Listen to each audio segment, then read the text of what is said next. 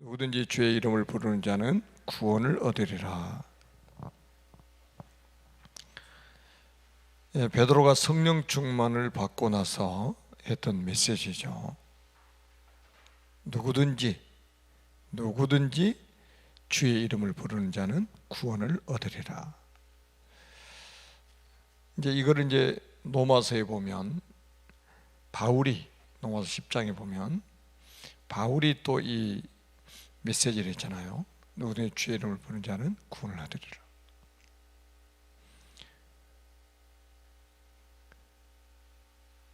누구든지라는 말은 이제 하나님이 모든 사람에게 구원의 기회를 허락하신다는 거잖아요. 누구든지, 그러니까 모든 사람에게 구원의 기회는 준다는 거죠. 근데 이제 믿고 안 믿고 하는 거는 우리가 이제 하는 거잖아요. 근데 이제 그 믿는 것도 하나님의 은혜를 주셔야만이 가능하다고 성경에 말씀을 하고 있죠. 하나님의 시작입니다. 하나님은 분명한 계획을 가지고 계십니다. 그리고 이 계획을 반드시 이루십니다. 그 예수님께서 이제 이 땅에 오신 것도 하나님의 계획 속에서 오신 거잖아요. 십자가를 지신 것도 하나님의 계획을 이루신 거, 부활하신 것도 하나님의 계획을 이루신 거, 다시 오실 것도 하나님의 계획을 이루는 겁니다. 그래서 예수님이 겟세마네 동산에서 기도하실 때에 나의 원대로 마옵시고 아버지의 원대로 되기를 원합니다. 이게 이제 예수님의 기도예요. 우리는 이제 우리의 원이 많잖아요. 우리의 원이. 그러니까 그래서 하나님과 잘 안 맞는 거죠. 그러니까 예수님은 철저하게 하나님의 뜻이 당신을 통해서 이루어지기를 기도하고 있는 거예요. 그러니까 십자가 사건을 예수님이 아시잖아요. 얼마나 고통스러운 것도 아시잖아요. 이 잔이 내게서 지나갈 만하거든 지나가게 하옵소서. 그러나 나의 원대로 마옵시고 아버지의 원대로 되기를 원하나이다. 그러니까 이 십자가를 지는 것이 아버지의 뜻이면 그렇게 하겠다, 순종하겠다는 거죠. 지나갈 만하거든 다른 길이 있다면 지나가게 하옵소서 이 말이잖아요. 그런데 십자가에 죽으시는 게 하나님의 계획인데 예수님이 그 잔을 기꺼이 마셨던 거죠. 그러니까 우리도 이제 그 가장 중요한 거는 내가 어떤 계획을 세우고 하나님이 그 내 계획을 이루어 주시는 그런 어떤 비서 같은 그런 생각을 가지고 기도를 하게 되면 하나님과 맞지를 않는 거예요. 이게 철저히 우리는 하나님의 계획을 찾는 그런 이제 기도를 우리가 해야 되고 또 하나님 말씀 속에서 하나님의 계획을 찾아야 되잖아요. 그리고 하나님 그 계획을 하나님이 이루시도록 우리가 기도하는 거고 그래야 우리가 평안하죠. 하나님의 말씀을 통해 하나님이 원하시는 것을 언약으로 붙잡고 그 속에서 나에게 주신 축복을 찾아야 합니다. 하나님이 나에게 주신 축복과 이를 전달할 미션은 무엇일까요?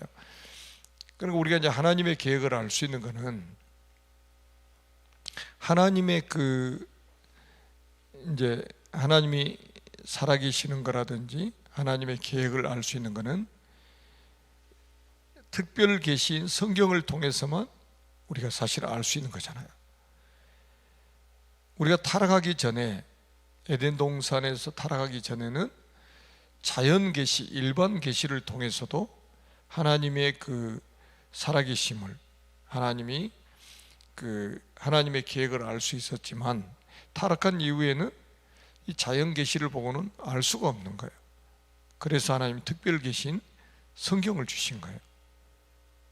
그러니까 이 성경을 통해서 하나님의 계획을 우리가 알 수 있다 이 말이죠. 그 속에서 모든 것을 찾아야 됩니다. 하나님 말씀 속에서. 자, 그렇다면 하나님이 나에게 주신 축복과 이를 전달할 미션은 무엇일까요? 첫째, 하나님 주신 미션입니다. 하나님이 바울 곁에 베베, 브리스길라 아굴라 부부와 같은 중직자를 만나게 하신 이유는 무엇일까요? 또 현장을 갈 때 투기고와 함께 하신 이유는 무엇일까요? 바울은 하나님이 만나게 하신 사람에게 정확한 미션을 주는 심부름을 했습니다. 그러니까 우연히 만난 게 아니고 필연적으로 만나게 하신 거잖아요. 우리에게는 미션이 있어야 되는 거죠. 그렇다면. 그러니까 예수님도 40일 동안 부활하신 이후에도 바로 승천하지 않으시고 하나님의 나라 일을 말씀하셨잖아요. 그게 이제 각자에게 미션을 주셨다는 말이에요. 그러니까 우리는 이제 우리가 구원을 받고 하나님이 주신 그 미션을 가지고 우리가 이제 죽을 때까지 살아가는 거잖아요. 그 미션을 이루기 위해서. 바울 자신도 사도행전 9장에 보니까 아나니아를 통해서 미션을 받은 거잖아요. 이 사람은 내 이름을 이방인과 임금들과 이스라엘 자손들에게 전하기 위해서 택한 나의 그릇이라.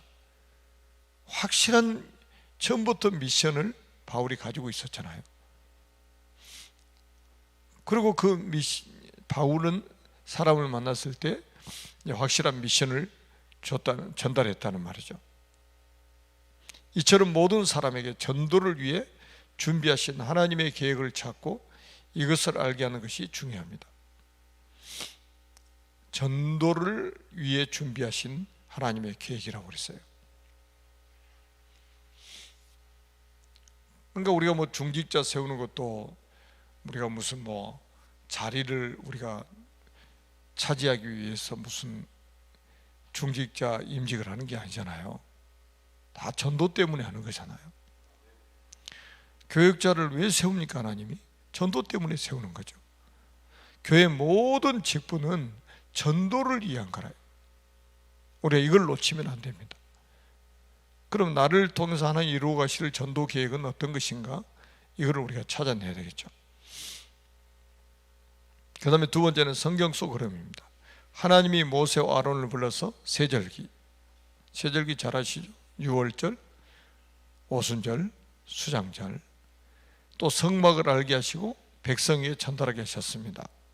사무엘에게 언약궤와 이를 담을 성전에 대한 언약을 주시고 이것을 다윗에게 전달하게 하셨습니다.